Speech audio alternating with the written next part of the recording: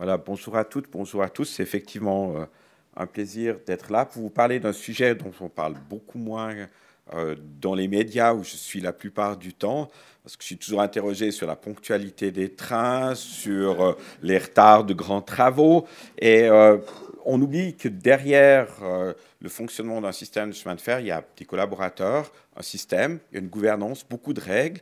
Et puis, j'espère que ça... hop. On va essayer de retrouver votre présentation. Voilà. Et puis, j'ai choisi avec un petit peu d'humour la notion de gouvernance agile et adaptée.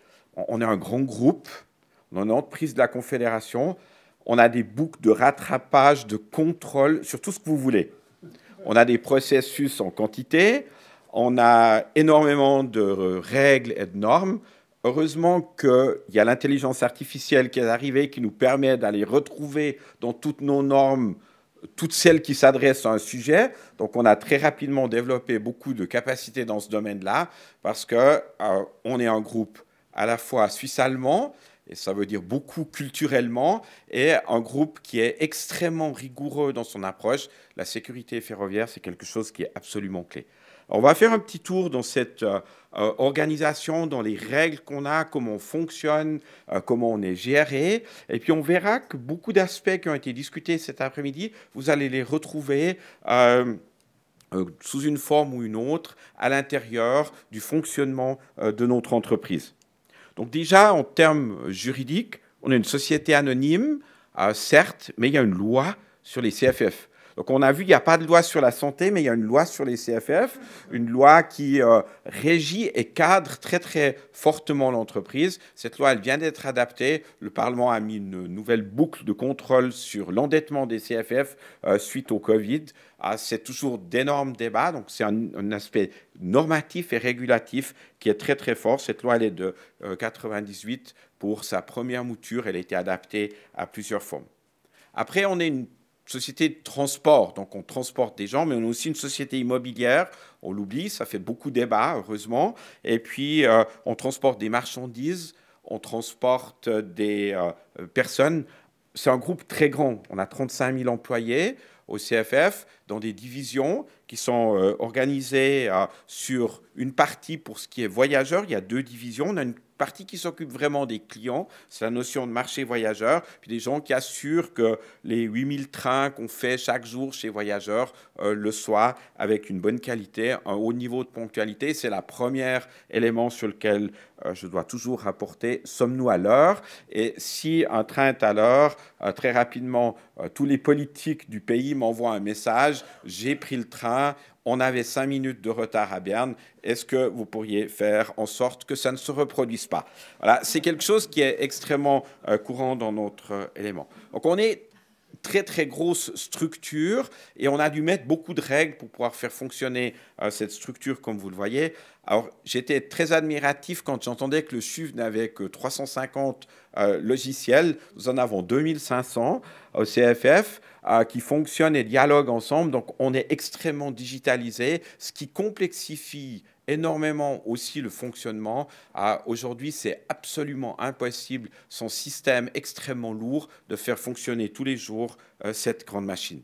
Cette machine, à la tête, elle a un conseil d'administration. Alors ça, c'est quelque chose qui a été déjà dit cet après-midi. Le conseil se structure lui-même, choisit les personnes qui vont venir le renforcer et propose au Conseil fédéral de les nommer. La seule personne qui est vraiment nommée par le Conseil fédéral de manière directe, c'est le président. C'est le Conseil fédéral qui cherche le président et qui le désigne.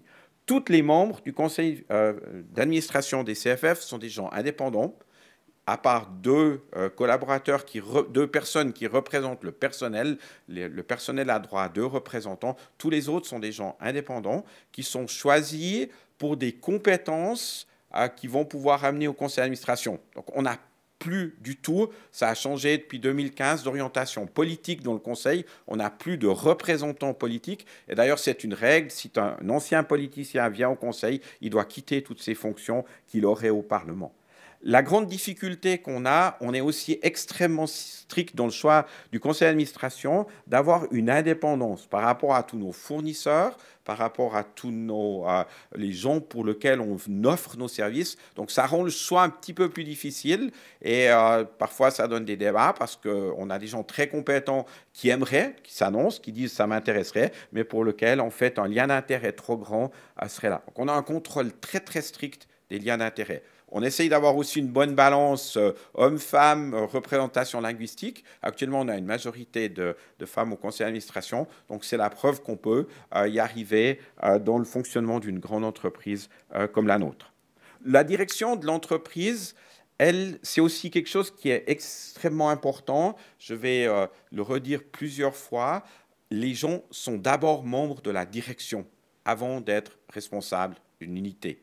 Et ça, c'est très important. On travaille en équipe pour la direction. On a, c'est clair, chacun a sa responsabilité d'unité, mais on a en fait très fortement changé l'approche dans le recrutement des gens. C'est premièrement des gens qui s'intègrent dans une équipe, qui amènent des compétences et qui, en second lieu, vont diriger un département. C'est extrêmement clé parce que ça permet de beaucoup améliorer le fonctionnement au niveau de la direction et ça nous permet d'être beaucoup plus collectivement à discuter. Ça nous permet d'avoir des discussions beaucoup plus intensives autour des différents sujets de gestion de notre entreprise. Et puis, on a beaucoup de directions spécialisées qui nous aident les membres de la direction pour avoir un bon regard ou pour poser les bonnes questions autour des différents sujets qui nous occupent au quotidien. Puis après, en termes de règles, on est parfaitement une société anonyme. Là, je pense qu'on applique très, très strictement les règles. Donc, le conseil d'administration, il a la haute main sur l'organisation, sur les finances, sur la stratégie. Et puis, il peut, lui, nommer et révoquer les membres de la direction. Et puis, nous, la direction, on a la responsabilité de l'entreprise. La dernière, c'est toujours le CEO, donc c'est la mienne. J'ai la responsabilité globale du groupe. Il faut savoir que CFF, c'est non seulement ce que vous voyez, mais on a 90 entreprises autour de la structure de CFF que nous possédons et contrôlons, que nous devons également respecter et faire fonctionner selon les mêmes règles de gouvernance. Maintenant, comment ça marche avec notre propriétaire? Donc, on a un actionnaire unique, comme ça les assemblées générales sont très courtes, c'est la Confédération. Cet actionnaire unique, on travaille beaucoup avec lui parce qu'il va... Hop là, je vois qu'il y a un petit bug sur l'élément. Il manque les petites flèches. Donc, le Conseil fédéral, lui, il va définir ce qu'on appelle des objectifs stratégiques pour les CFF. Je vais y revenir, c'est très important. C'est le cadre dans lequel on opère. Ce Conseil fédéral, il va approuver notre rapport annuel. Donc, on va devoir soumettre au Conseil fédéral un rapport annuel et ce rapport, il va être validé par le gouvernement. Et puis, comme je l'ai dit, il élit le conseil d'administration in fine, donc il a un regard finalement sur les gens qui y sont. Et on aligne toute la stratégie d'entreprise sur les objectifs stratégiques qu'on reçoit du Conseil fédéral. Ça, c'est très, très important. Dans la manière, on a une cascade, on a des objectifs stratégiques qui sont validés par le Conseil fédéral. On en a reçu l'année passée pour les 4 prochaines années. C'est toujours des blocs de 4 ans dans lesquels le développement de l'entreprise est fixé, cadré, discuté à l'intérieur du Conseil fédéral. C'est un gros débat. C'est un gros processus, c'est préparé par les différents départements, et puis une fois que c'est validé, ça nous cadre dans lequel la stratégie qu'on va avoir. Et puis nos objectifs à nous, ils vont toujours dépendre de ces objectifs stratégiques, et on va devoir rapporter toutes les années sur l'avancement par rapport aux objectifs stratégiques du fonctionnement de l'entreprise. Donc c'est très cadrant, ça laisse une marge de manœuvre plus faible en tant qu'entrepreneur. Par exemple, si j'étais dans le monde privé, on ferait plus de transport marchandises, ce qu'on appelle en wagon isolé, où on déplace des wagons. Mais comme c'est un objectif stratégique qu'on doit offrir un tel service, on n'a pas le choix de le faire et de trouver des solutions. C'est actuellement une discussion qui a lieu au Parlement parce qu'il y a un objectif stratégique qui nous est fixé autour de cet élément-là. Et puis, je reviendrai tout à l'heure sur les objectifs du groupe quand je vous expliquerai comment ça fonctionne et comment on déroule ceci après. Alors, on a un environnement très compliqué. La position du CEO des CFF, c'est comme celle d'un entraîneur d'une équipe de foot. Tout le monde a un avis. Tout le monde a l'impression qu'il sait mieux que vous. Il y a 8 millions d'experts sur le fonctionnement des transports publics en Suisse, bientôt 9, ou même passé 9 actuellement.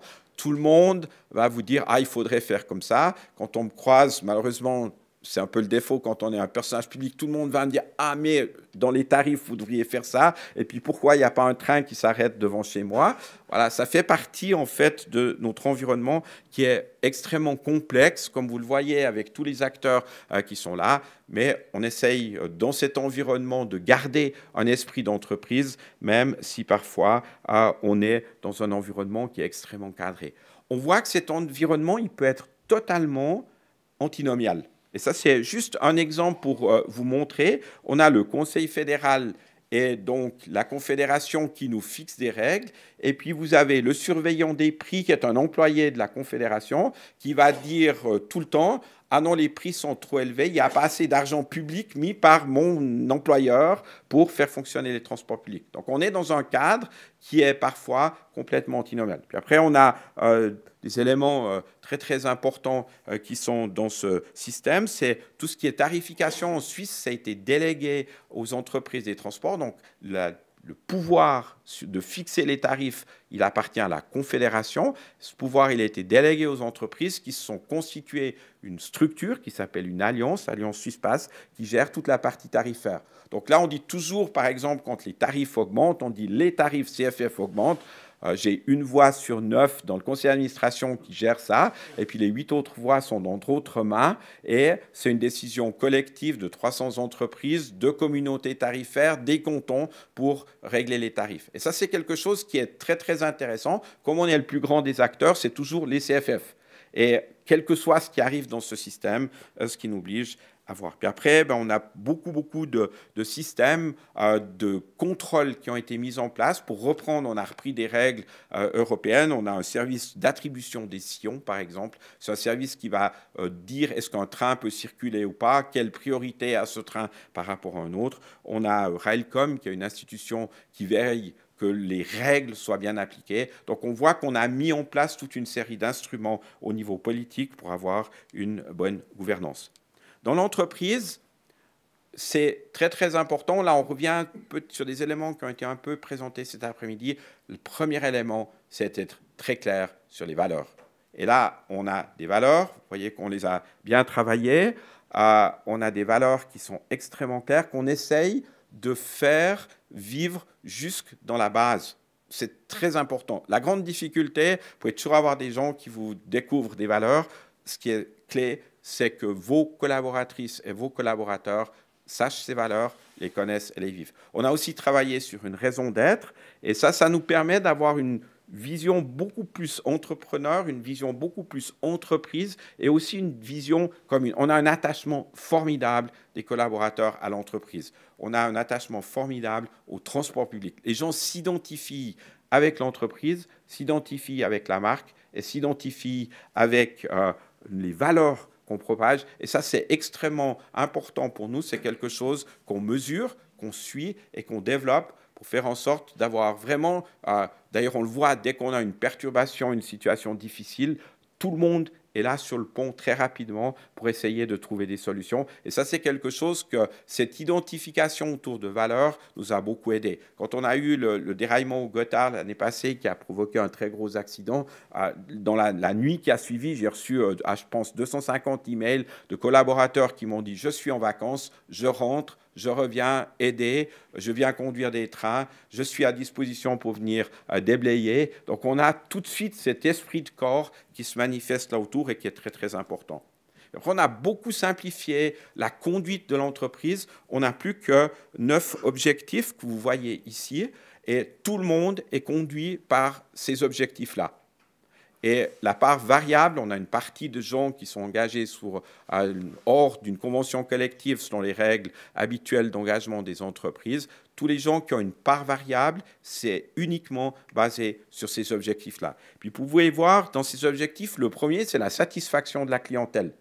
Donc, c'est le premier élément. Si vous dérapez en faisant des choses qui ne plaisent pas aux gens, eh bien, vous avez tout de suite l'objectif qui n'est pas atteint. Et cet objectif, on va le rapporter jusqu'au niveau du gouvernement. Il y a l'image, il y a la motivation du personnel. C'est très important. On a beaucoup progressé dans ce domaine-là ces dernières années. Il y a la ponctualité. Il y a les niveaux sécurité. Pour nous, c'est extrêmement clé. Minimiser le nombre d'accidents avec nos collaborateurs, mais aussi d'accidents avec des clients. On a les aspects financiers avec le résultat, les flux de trésorerie, donc l'argent, le cash flow disponible, les performances sur le marché, combien de gens on va transporter, combien de kilomètres ces gens vont faire. Et puis, on a le dernier élément, tous les aspects écologiques, durabilité, quel pourcentage d'électricité on va avoir provenant de sources durables. On va atteindre le 100% prochainement. Et puis, par exemple, quel rejet de CO2 on a encore dans l'atmosphère, que ce soit avec des chauffages ou des locomotives. Donc, c'est relativement simple en termes de gestion. Tout le monde, tous les employés ont ces mêmes objectifs pour tout le monde. Et tous ces objectifs, tous les mois, on rapporte dans l'entreprise où on en est, comment ça évolue, quelles sont les valeurs. Ils sont fixés par le conseil d'administration et ils sont connus de tout le monde dans l'entreprise. Puis après, je l'ai dit, on a beaucoup de prescriptions, de normes, de règlements d'organisation, de processus. Alors là, on est les champions dans ce domaine-là. Tout est décrit extrêmement détaillé. Pourquoi? Parce qu'on est une entreprise, en fait, qui est extrêmement sécuritaire. On l'oublie toujours, le transport de personnes sur le rail est un élément extrêmement sécuritaire. Donc, si vous n'avez pas des normes et des règles extrêmement strictes, vous avez des accidents. Et là, on est d'une dureté impitoyable autour de normes et de l'application de ces normes, parce que c'est la seule manière pour nous de garantir tous les jours d'avoir un système qui marche à l'heure et qui est sûr. Après, on a parlé un tout petit peu cet après-midi d'éléments liés à tous les contrôles. Alors ça, on est bien outillé, comme vous le voyez sur cet élément-là. Donc, on a déjà le premier rôle, on dit toujours, comme on a des systèmes à base un peu militaire, on a une première ligne de défense, une deuxième ligne de défense. Elles sont organisées à l'intérieur du fonctionnement de l'entreprise. Ça, c'est notre rôle. Puis après, on a un troisième niveau, une troisième ligne, c'est une révision interne. Alors ça, c'est aussi quelque chose qui est relativement intéressant. La révision interne, elle est directement soumise au conseil d'administration. Les gens de la révision interne, ils ne rapportent pas du tout à la direction. Ils viennent nous présenter leurs réflexions et ils ont l'obligation de réviser en permanence le fonctionnement de l'entreprise. Ça marche bien, c'est très vertueux, ça oblige à avoir toujours un œil finalement dans la justesse de ce qu'on fait. Puis après, on a en externe, alors on a beaucoup de monde qui nous contrôle. On a les fameux organes de révision externes qui contrôlent tous les aspects financiers. Puis après, on a l'Office fédéral des transports qui a sa propre révision. Et puis, on a encore le contrôle fédéral des finances qui a aussi une révision. Donc, on a tout le temps quelqu'un qui est en train de regarder qu'on respecte les bonnes règles, qu'on soit bien aligné, qu'on ne fasse pas d'erreurs, etc. Donc, ça, c'est quelque chose qui est extrêmement développé dans l'entreprise. C'est un garde-fou aussi qui nous oblige à avoir un fonctionnement extrêmement rigoureux. Donc là, je vous ai juste mis, vous n'avez pas besoin de voir les détails, mais c'est juste pour vous expliquer que l'audit interne, il va vérifier au moins tous les 5 ans chacun des processus.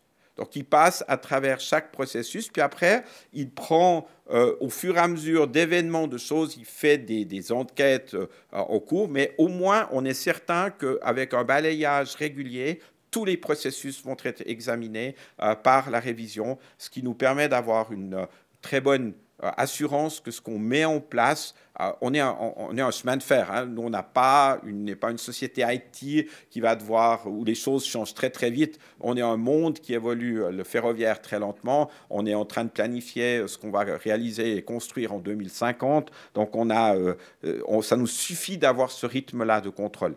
Mais par contre, c'est extrêmement important d'avoir cet univers qui est bien déterminé et qui permet à la révision de travailler.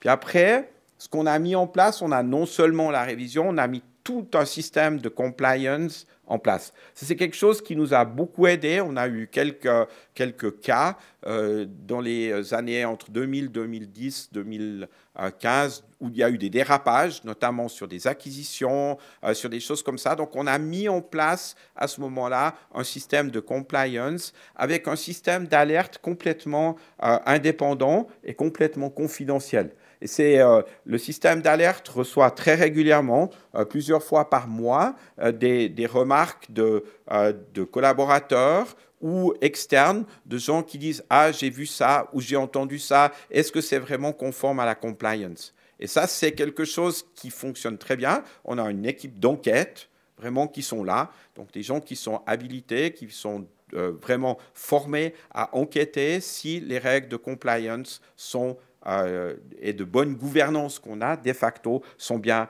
respectées. Ça nous aide beaucoup. On a eu quelques cas. Un a été jugé il y a quelques semaines qui s'était passé dans une filiale, la filiale de la restauration Helvetino, où justement les bonnes règles avaient été contournées finalement et le système de compliance est né à ce moment-là parce qu'il y avait eu effectivement des alertes internes qui avaient été à l'époque pas suffisamment prises en compte. Maintenant, chaque cas qui vient, il est vraiment analysé et il fait l'objet d'un rapport de l'équipe compliance, là aussi au conseil d'administration, ce qui permet de tenir en fait le bon fonctionnement.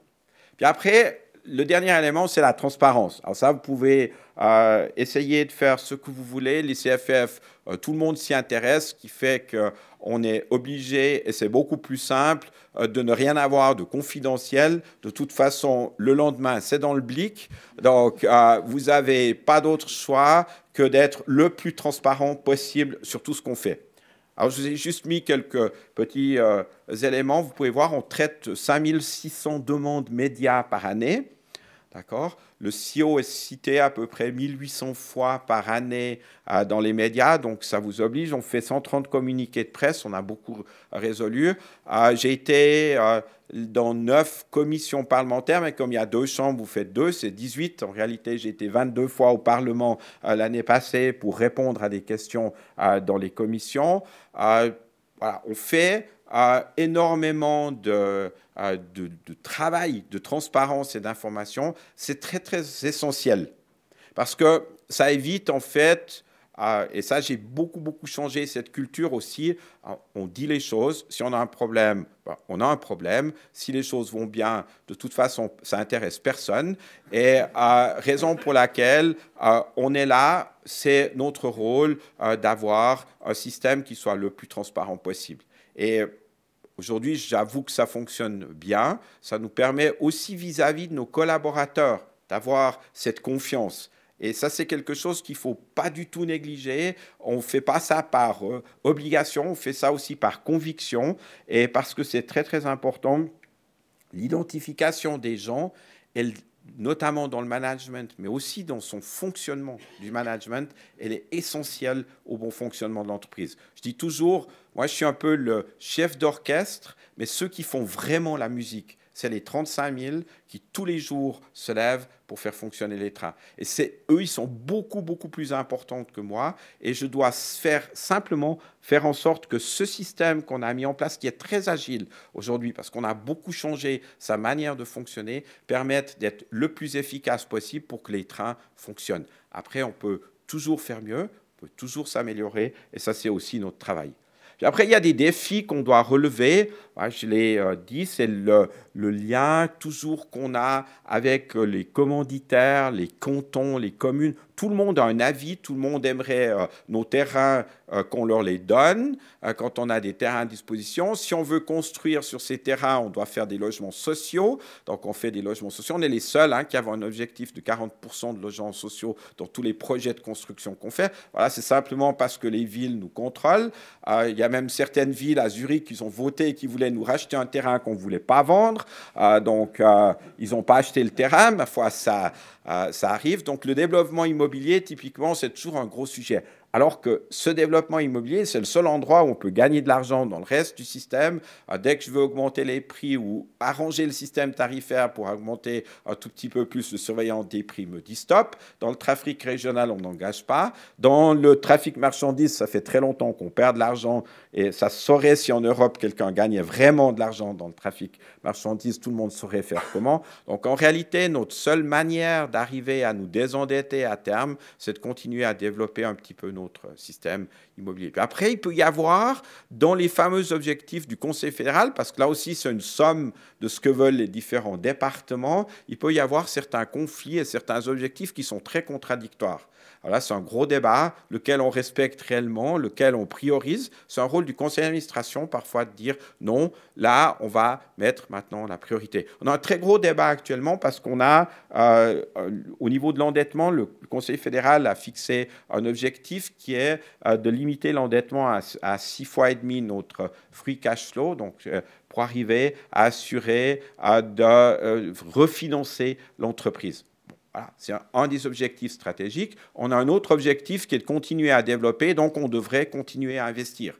Et puis, on est limité avec la dette. Voilà, vous avez typiquement un conflit. Donc, c'est pour ça qu'on a une quarantaine ou une trentaine de séances avec la délégation du Conseil fédéral pour les CFF où on discute et leurs collaborateurs et leurs services pour essayer de prioriser. Puis après, c'est un choix qui est fait au niveau du conseil d'administration. Après, on a un grand débat qui commence maintenant. Je l'ai mis exprès pour vous expliquer, parce que c'est très, très intéressant, parce que ça va beaucoup ferrailler ces prochains temps. On le voit déjà dans les médias. C'est tout le développement du processus, comment on planifie les infrastructures pour ce futur, parce que tout le monde a un avis. Les principes de planification sont dans le rôle de la Confédération. Les entreprises, donc les cantons essentiellement, définissent des objectifs d'offres, ce qui va découler sur des études qu'on va faire. Donc on est actuellement en train d'étudier, est-ce qu'on fait entre Lausanne et Genève une nouvelle ligne, comment on la fait, est-ce qu'on fait un tunnel, pas un tunnel, combien ça va coûter. Et puis tout ça va être consolidé, discuté par le Conseil fédéral, par le Parlement, qui aura bien sûr pas les mêmes idées que les entreprises en termes de développement. Et puis le Parlement, à la fin, a la haute main pour que nous mettions en place les projets. Alors ça, là, le risque qu'il y a, et c'est le risque majeur qu'on a actuellement, c'est une dérive. Parce que quand le système a été mis en place en 2015, les cantons, ils n'avaient pas encore connaissance de l'importance du Parlement. Donc on était encore un petit peu tranquille de ce côté-là. Maintenant, les cantons ont très vite compris qu'en se mettant ensemble entre les différentes régions au niveau du Parlement, ils peuvent exiger que la Confédération fasse plus d'infrastructures. Donc on a une somme des vœux qui est actuellement d'une trentaine de milliards de francs, et puis on en a à peu près 2 à disposition par année pour continuer à développer le réseau, ce qui va donner une foire d'empoigne admirable au Parlement. Le message va sortir en 2025 et le Parlement va en parler en 2026. Vous aurez l'occasion de voir et vous verrez à ce moment-là que la gouvernance qu'on a n'est pas toujours très adéquate et qu'elle a aussi ses ratés, même si on a beaucoup, beaucoup de règles. On voit que tout d'un coup, la politique peut prendre un pas très important dans les choix stratégiques, finalement, de la mobilité et de ce que nos clients et nos enfants surtout, parce que c'est eux qui en 2050 prendront le train, auront comme système dans le futur avec quel choix stratégique. Donc on voit que même qu'on met des garde-fous partout, à un moment donné, on se retrouve rattrapé par des règles de fonctionnement qui sont là des règles extrêmement politiques en l'occurrence. Voilà, j'ai essayé de vous donner un petit tour d'horizon pour vous montrer comment une grande structure fonctionne, comment elle est organisée, comment elle est réglée, comment elle fonctionne. Ce qui est le plus important dans la structure, c'est finalement son succès, c'est que les clients l'utilisent. Là, on est extrêmement fiers parce qu'actuellement, on a passé 1,4 million de passagers par jour qui utilisent nos trains en Suisse. Et ça, c'est le fruit de beaucoup, beaucoup de travail. C'est le fruit d'un travail quotidien. La gouvernance, c'est l'arrière-plan. Et puis, il y a tous les gens du front, comme je l'ai dit, qui assurent chaque jour que les trains soient propres, soient à l'heure. Et ça, c'est notre plus grande fierté. On va certainement, pour autant qu'on n'ait pas un mois de décembre avec beaucoup de neige, on va battre notre record de ponctualité depuis qu'on mesure. Et ça se voit, les clients le disent. Et c'est quelque chose qui nous rend fiers tous les jours quand on y arrive. Puis financièrement, l'entreprise continue à se développer, on a des objectifs qui sont clairs là aussi, et puis on arrivera petit à petit à atteindre le niveau qu'on doit avoir dans ce domaine-là. Voilà, je suis volontiers à votre disposition pour quelques questions.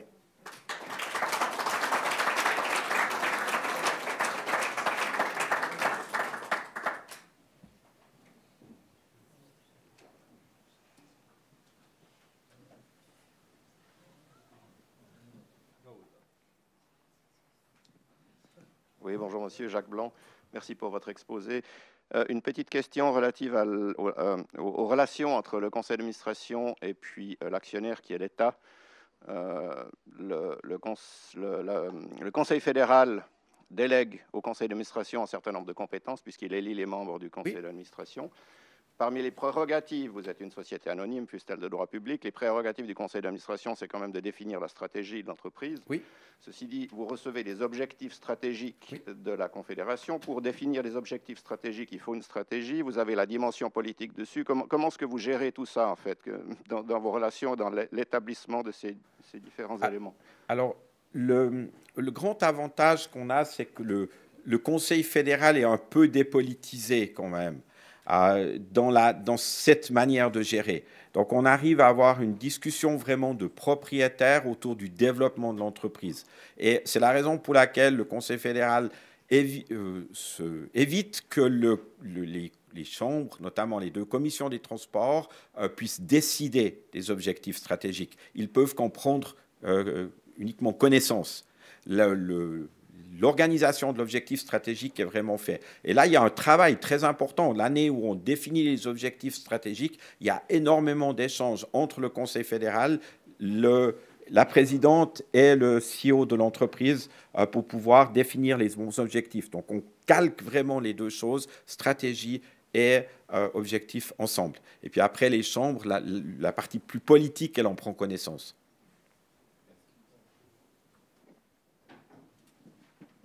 Ce serait très délicat si le politique, en tant que politique et plus en tant que propriétaire, venait à définir les objectifs stratégiques. Vous risqueriez très rapidement d'avoir des dérives. Voilà. Ouais, Bendo Sinclair, je vous pose une question. Qui définit la stratégie au niveau de la capacité des voyageurs? Est-ce que c'est le CIO de CFF, le conseil d'administration ou c'est la Confédération? Parce que je vois ces derniers temps, moi je prends le train tous les mercredis je prends le train tous les mercredis de 7h19 pour aller à Fribourg. C'est toujours plein, il y a des gens qui sont debout. La dernière fois, samedi, j'ai été à Zurich. Arrivé à Berne, il y a même des femmes enceintes qui sont assises sur... oui, c'est... Je me suis dit, il y a un problème de capacité. Alors, qui définit la stratégie c'est ce processus ici qui va nous permettre de déterminer quel goulet d'étranglement il y a. C'est le rôle de la Confédération, elle le fait. Et puis après, on va proposer au Parlement des projets pour corriger finalement ces goulets d'étranglement dans le futur. Et puis le Parlement, lui, risque de décider d'autres priorités par rapport à celles que lui proposera le Conseil fédéral. Ce sera sûrement un débat très intéressant. On est à la 3e fois qu'on fait la boucle. Et chaque fois, on a un conflit un petit peu entre finalement la nécessité pour le client et puis l'envie de construire des infrastructures qu'ont les autorités. Et ça, c'est quelque chose qui sera certainement intéressant. Je dis toujours, c'est le message que j'ai toujours quand je discute avec les politiques, que ce soit au Parlement ou avec les cantons. Pourquoi vous voulez une infrastructure? Quel avantage ça va procurer à vos clients qui sont aussi les miens?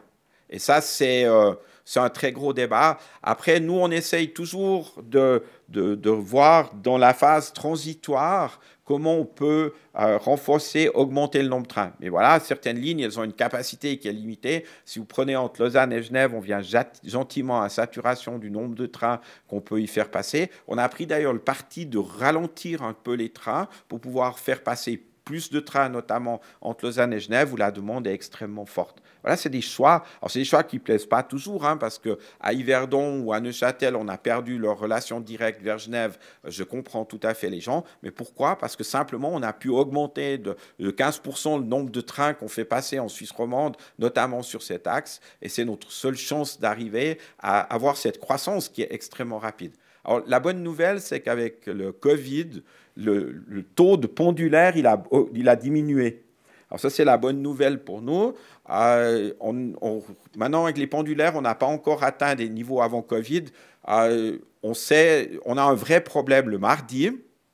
Là, les gens vont travailler. Le mercredi, un peu moins. Et le jeudi. Le lundi, c'est moyen. Et puis le vendredi, on a du problème dans tous les trains de loisirs.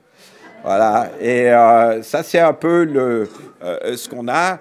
Et on voit qu'on a un petit changement là aussi dans les habitudes qui nous obligent. Mais on suit très précisément. Puis après, on est limité sur certaines lignes. Un train peut faire maximum 400 mètres, 2 étages. 3, on n'arrive pas. Plus long, on ne sait pas faire que 400 mètres. On arrive à mettre 1500 personnes actuellement dans un train de 400 mètres. Puis après, il est plat. Puis s'ils sont debout, 1700.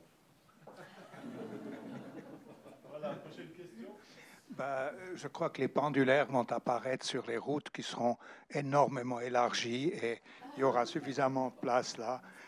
Vous aurez une décharge.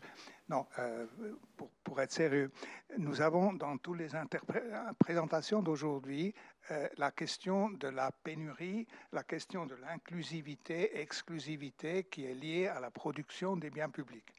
Alors, cette question a déjà été abordée, vous avez donné une réponse, mais il y a quand même une question beaucoup plus brûlante. Vous devez, à un moment donné, peut-être exclure un certain nombre de groupes de personnes de vos prestations. C'est-à-dire, le principe du service universel pourrait éventuellement être remis en question. Nous n'avons pas le droit. Qu'est-ce que vous faites dans ce cas? Nous n'avons pas le droit. La loi, elle est extrêmement claire. Nous devons transporter tout le monde. Même les hooligans qui saccagent les trains, nous devons les transporter.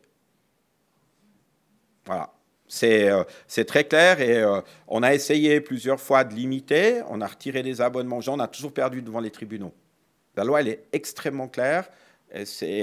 Tant qu'il n'y a pas une modification au niveau légal où on pourrait réduire, on est obligé de transporter. Alors certains dimanches, c'est un peu pénible. Voilà. Suivant quel club se déplace où, ça nous donne des dimanches très pénibles. Mais voilà, ça fait partie. Donc, c'est la raison pour laquelle on transporte une partie des supporters de foot dans des trains plus anciens, parce qu'on sait qu'ils ne survivent pas la journée. Mais on a l'obligation. Ah, on est obligé, vous savez, vous êtes obligés. Les supporters, c'est vraiment, pour nous, c'est typique. C'est la catégorie de gens, pas tous les clubs, mais certains clubs, et particulièrement certains matchs où il y a des très grandes confrontations. On a des stratégies affinées avec la police. Où est-ce qu'on va s'arrêter, qu'on s'arrête, où est-ce qu'on passe. Il ne faut surtout pas que les supporters des deux camps se retrouvent. Si vous en avez certains sur le quai, d'autres qui passent avec le train, ils se font caillasser. Enfin bref, il y a... ça demande beaucoup. On a notre propre corps de police, d'ailleurs. Au CFF, on a à peu près 280 policiers et à peu près 600 agents de sécurité qui sont engagés, notamment dans ces grosses opérations. Bonjour, Laura Ruzin. Ah là, voilà, pardon. Je travaille au TL, donc je comprends assez bien le contexte d'entreprise en développement qui a un financement qui peut potentiellement se resserrer.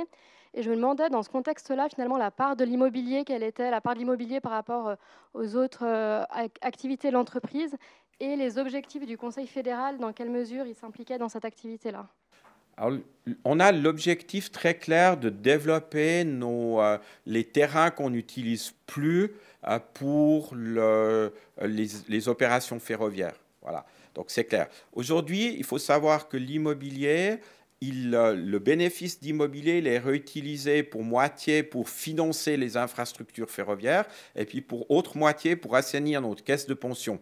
Parce que quand elle a été sortie de la Confédération, son niveau d'assainissement n'était pas suffisant, son niveau financier n'était pas suffisant, donc on a pris les bénéfices de l'immobilier. Donc l'immobilier, c'est notre assurance tout risque. D'accord ? Après, ce qu'on peut investir, il y a un arbitrage.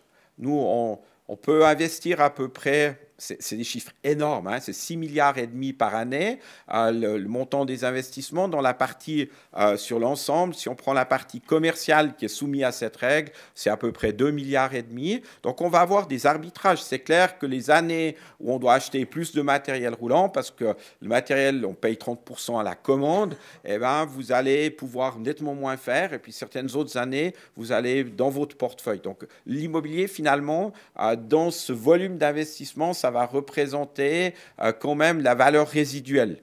Là, on a très clairement, vu qu'on avait besoin de beaucoup plus de trains dans ces prochaines années, on a freiné très fortement le développement. On fait encore beaucoup de projets en cours et puis des nouveaux, eh bien, on a un peu ralenti la cadence. Pourquoi? Parce qu'on n'a pas la capacité de le faire. Puis après, il faut voir parce qu'on a en plus une spécificité, on n'a qu'une banque, nous. C'est la trésorerie fédérale.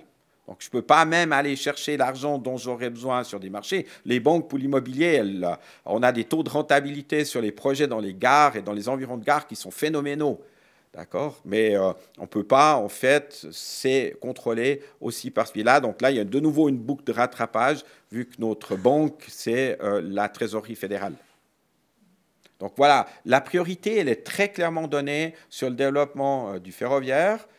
Donc, le développement, les infrastructures, ça c'est le fonds de financement. Puis après, nous, on doit suivre commercialement avec les trains, les locomotives, les wagons marchandises, etc. Et puis, on a cette valeur résiduelle.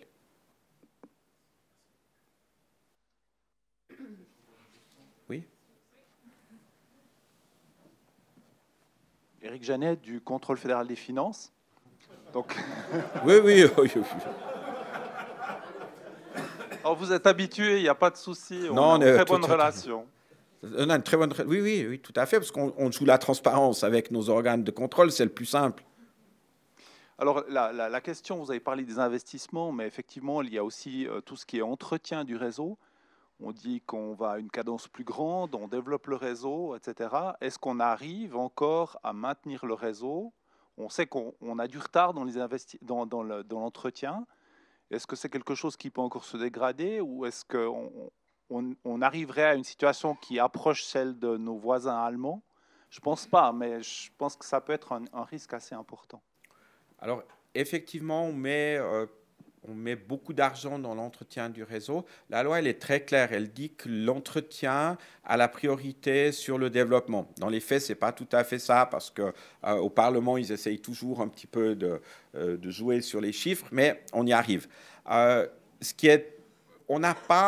On a un retard effectivement sur un domaine, c'est l'entretien des voies. Elles ont une durée de vie entre 30 et 40 ans. Et puis on voit maintenant simplement avec l'augmentation du nombre de trains, ils sont plus grands, les trains marchandises sont beaucoup plus lourds. Maintenant, on sait faire des trains qui font 2000 tonnes, qui vont à 100 à l'heure. Ça use beaucoup plus les voies. Donc il y a un retard particulièrement dans l'entretien des voies. Donc il y a un risque effectivement pour le futur. Ça va être un débat.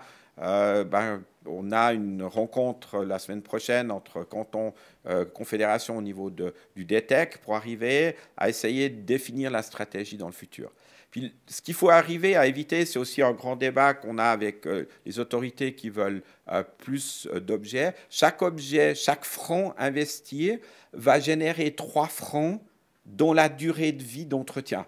Donc, si on construit un tunnel comme le tunnel du Gothard pour 20 milliards, eh bien, les coûts d'entretien sur la durée de vie du tunnel vont être de 60 milliards de francs.